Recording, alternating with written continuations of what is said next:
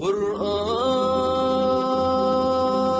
كريم محفوظ والمؤمن اللي يفوز يشفع له في البلوى.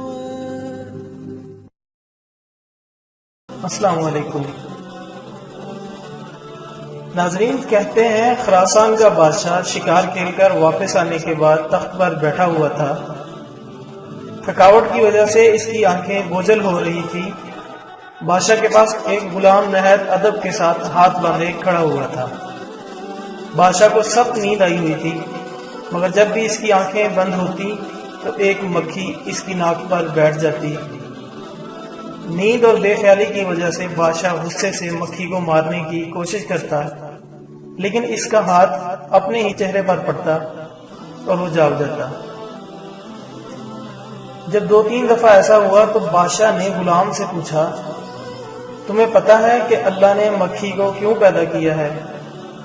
اس کی پیدائش میں اللہ کی کیا حکمت پوشیدہ ہے؟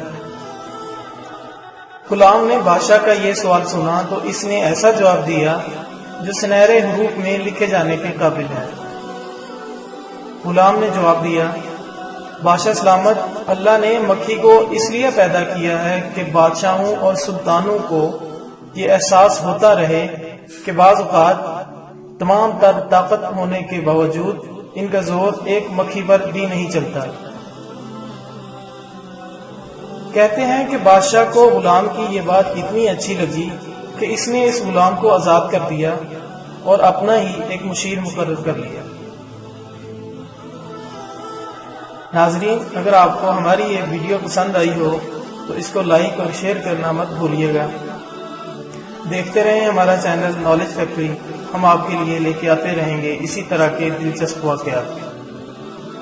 اپنا بہت خیال رکھیے گا۔ اللہ حافظ۔